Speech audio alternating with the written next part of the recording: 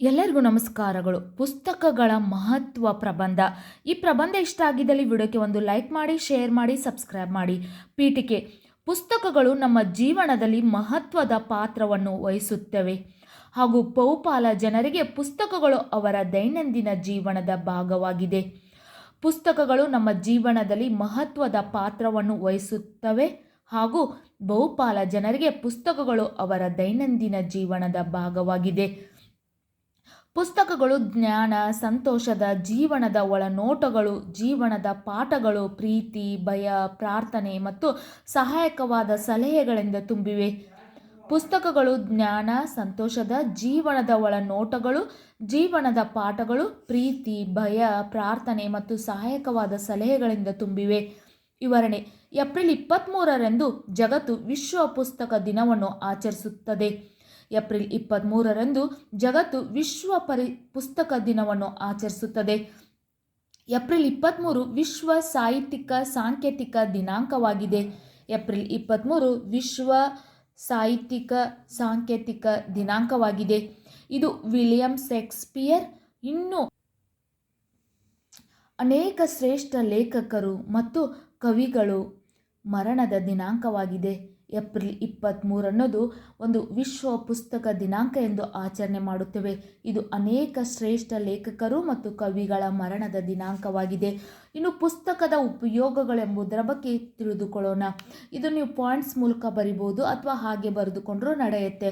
ಪುಸ್ತಕಗಳನ್ನು ಓದುವುದರಿಂದ ಆಗುವ ಉಪಯೋಗಗಳು: ನಮ್ಮ ಉತ್ತಮ ಸ್ನೇಹಿತರು. ಪುಸ್ತಕಗಳು ನಮ್ಮ ಉತ್ತಮ ಸ್ನೇಹಿತರು. ಅಂದರೆ ಒಂದು ಪುಸ್ತಕ ಒಂದು ಒಳ್ಳೆಯ ಫ್ರೆಂಡ್ಗಿಂತ ಹೆಚ್ಚು ಅಂತ ಹೇಳ್ಬೋದು.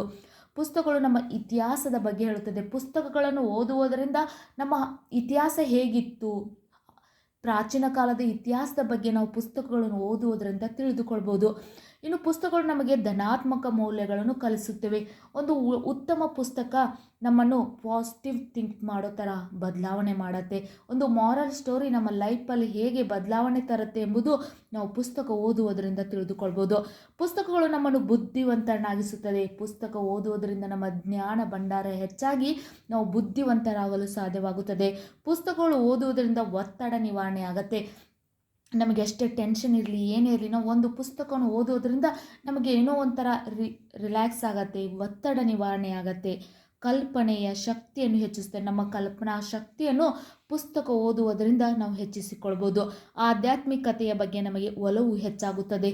ಆಧ್ಯಾತ್ಮಿಕತೆಯ ಬಗ್ಗೆ ಅಂದರೆ ನಾವು ಪುಸ್ತಕಗಳನ್ನು ಒಳ್ಳೆ ಮಾರಲ್ ಸ್ಟೋರಿ ಪುಸ್ತಕ ಆಗಿರ್ಬೋದು, ಸ್ವಾಮಿ ವಿವೇಕಾನಂದರ ಪುಸ್ತಕಗಳಾಗಿರ್ಬೋದು, ಗಾಂಧೀಜಿಯವರು ಮತ್ತು ಅವರ ನುಡಿಮುತ್ತುಗಳು, ಅಂಬೇಡ್ಕರ್ ಅವರು ಅವರ ಒಂದು ಲೈಫ್ ಸ್ಟೈಲ್ ಎಲ್ಲವನ್ನು ಓದುವುದರಿಂದ ನಮ್ಮ ಆಧ್ಯಾತ್ಮಿಕತೆ ಕಡೆ ನಮ್ಮ ಒಲವು ಹೆಚ್ಚಾಗುತ್ತದೆ.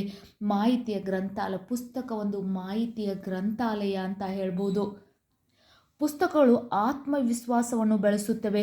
ಪುಸ್ತಕಗಳು ನಮ್ಮಲ್ಲಿ ಆತ್ಮವಿಶ್ವಾಸವನ್ನು ಹೆಚ್ಚು ಮಾಡುತ್ತದೆ. ನಾವು ಹೆಚ್ಚು ಪುಸ್ತಕ ಓದುವುದರಿಂದ ನಮ್ಮ ಆತ್ಮವಿಶ್ವಾಸ ಹೆಚ್ಚಾಗುತ್ತದೆ.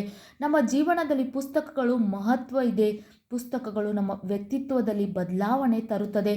ವಿದ್ಯಾರ್ಥಿಗಳ ಜೀವನದಲ್ಲಿ ಪುಸ್ತಕಗಳು ಪಾತ್ರ ತುಂಬ ದೊಡ್ಡದು. ಪುಸ್ತಕಗಳು ಭಾಷಾ ಕೌಶಲ್ಯಗಳನ್ನು ಸುಧಾರಿಸಲು ಮತ್ತು ಸೃಜನಶೀಲತೆಯನ್ನು ಉತ್ತೇಜಿಸಲು ಸಹಾಯ ಮಾಡುತ್ತವೆ. ಪುಸ್ತಕಗಳು ನಮ್ಮ ಭಾಷಾ ಕೌಶಲ್ಯಗಳನ್ನು ಸುಧಾರಿಸಲು ಮತ್ತು ಸೃಜನಶೀಲತೆಯನ್ನು ಉತ್ತೇಜಿಸಲು ಸಹಾಯ ಮಾಡುತ್ತವೆ. ಉಪಸಂಹಾರ: ಪುಸ್ತಕಗಳು ಆಳವಾದ ಚಿಂತನೆ, ಗಮನ ಮತ್ತು ಕಲ್ಪನೆಯನ್ನು ಉತ್ತೇಜಿಸುವ ವಿಶಿಷ್ಟ ಮಾರ್ಗವನ್ನು ಒದಗಿಸುತ್ತದೆ. ಪುಸ್ತಕಗಳು ಆಳವಾದ ಚಿಂತನೆ, ಗಮನ ಮತ್ತು ಕಲ್ಪನೆಯನ್ನು ಉತ್ತೇಜಿಸುವ ವಿಶಿಷ್ಟ ಮಾರ್ಗವನ್ನು ಒದಗಿಸುತ್ತದೆ. ಇದು ತಂತ್ರಜ್ಞಾನದಿಂದ ಸಾಧ್ಯವಿಲ್ಲ. ಆದ್ದರಿಂದ ಪುಸ್ತಕಗಳು ತುಂಬ ಮಹತ್ವದ ಸ್ಥಾನದಲ್ಲಿವೆ. ನಾವು ಪುಸ್ತಕಗಳನ್ನು ಓದುವುದರಿಂದ ನಮ್ಮ ಆಳವಾದ ಜ್ಞಾನ ಬೆಳೆಯುತ್ತೆ, ವಿಶಿಷ್ಟವಾದ ಒಂದು ಕಲ್ಪನಾ ಶಕ್ತಿ ಬೆಳೆಯುತ್ತೆ ಮತ್ತು ನಾವು ಬುದ್ಧಿವಂತರಾಗುತ್ತೇವೆ. ನಾವು ಜ್ಞಾನವನ್ನು ಬೆಳೆಸಿಕೊಳ್ಳಲು ಸಾಧ್ಯವಾಗತ್ತೆ. ಇದೆಲ್ಲವೂ ತಂತ್ರಜ್ಞಾನ, ಕಂಪ್ಯೂಟರ್ದಿಂದ ಸಾಧ್ಯವಿಲ್ಲ. ಆದ್ದರಿಂದ ಒಂದು ಉತ್ತಮ ಪುಸ್ತಕ ಒಳ್ಳೆಯ ಫ್ರೆಂಡ್ ಅಂತ ಕೂಡ ನಾವು ಹೇಳ್ಬೋದು. ಪುಸ್ತಕಗಳು ಗ್ರಂಥಾಲಯ ಇದ್ದಂತೆ. ಆದ್ದರಿಂದ ಪುಸ್ತಕಗಳು ತುಂಬ ಮಹತ್ವದ ಸ್ಥಾನದಲ್ಲಿವೆ.